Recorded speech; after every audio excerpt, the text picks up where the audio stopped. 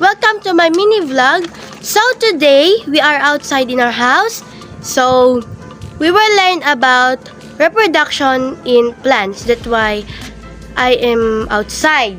So first I will tell you the three types of reproduction. We have here the spores, fragmentation, and vegetative propagation. So we will start in vegetative propagation. So we have types in vegetative propagation. We have the leaves, stolons, rhizomes, tubers, stem cutting, and suckers. So that is 6, right? So we will start at those. I will show some plants and then explain why are they part or why are they in the vegetative propagation. So let's start. So first we have here bougainvillea. So it doesn't have flower yet, but this is part of vegetative propagation. Why? It is stem cutting. So if you just cut the stem and plant it, it will reproduce again.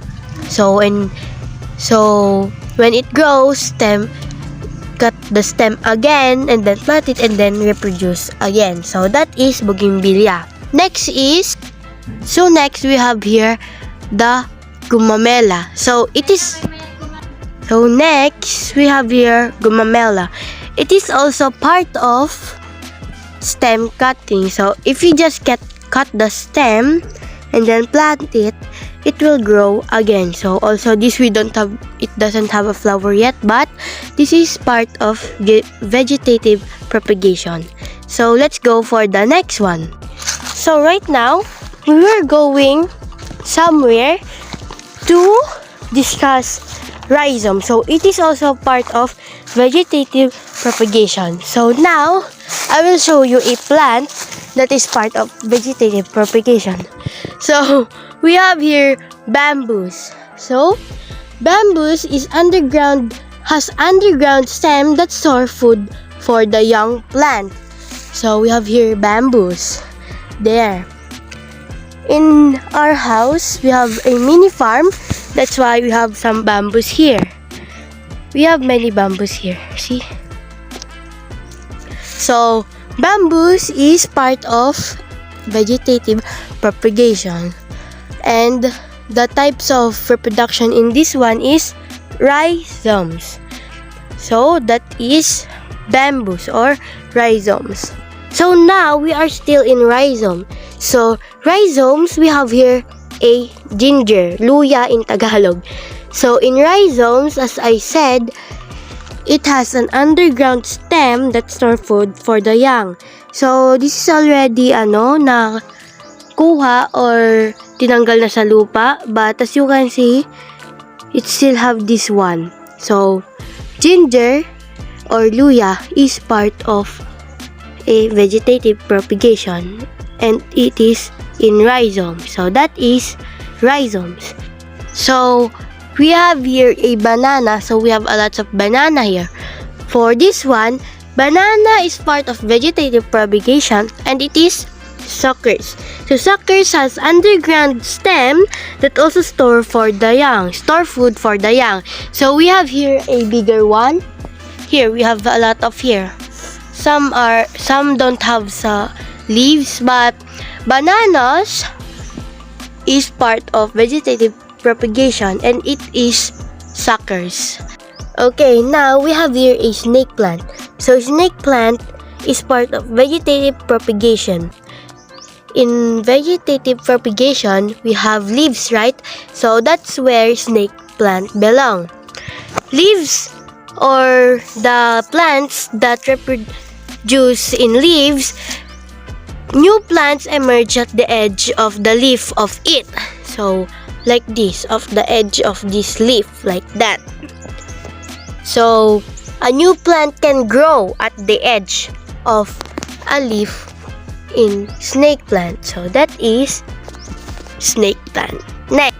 Okay, now let's move in bulb. So bulb, it is a flat-ended, grounded with fleshy, modified leaves that store food for the young.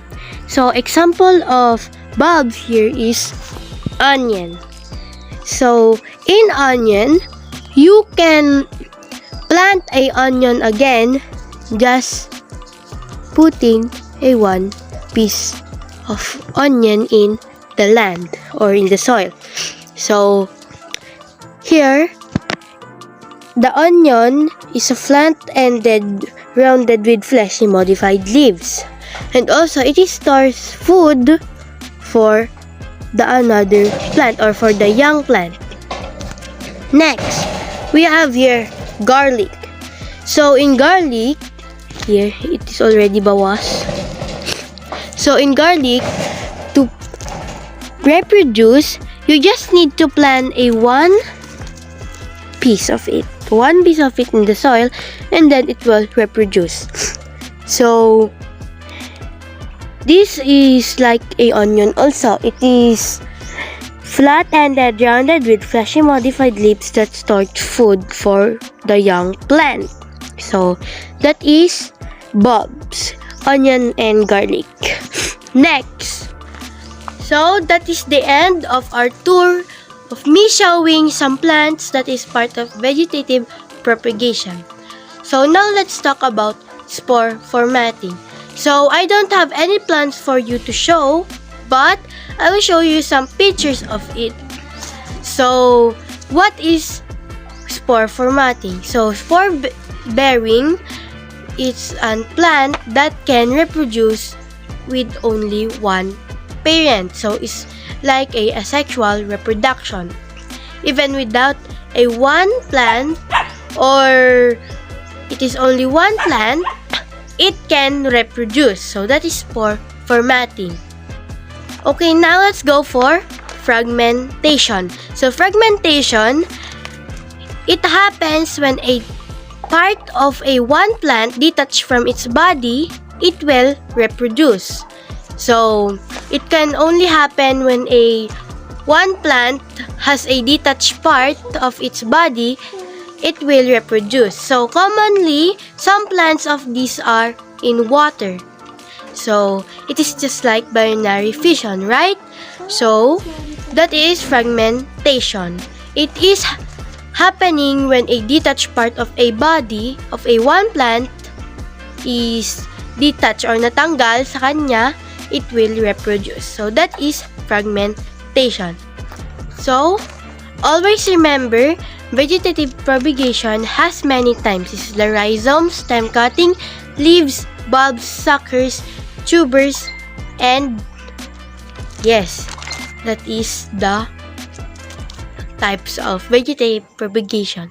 And also, spore bearing, it is, yes, it only need one parent or one plant. So that is spore formatting.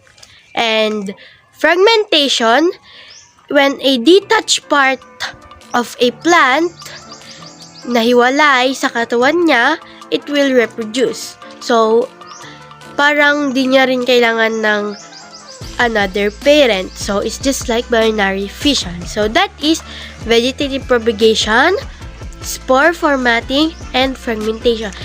Thank you for watching my mini vlog. Bye!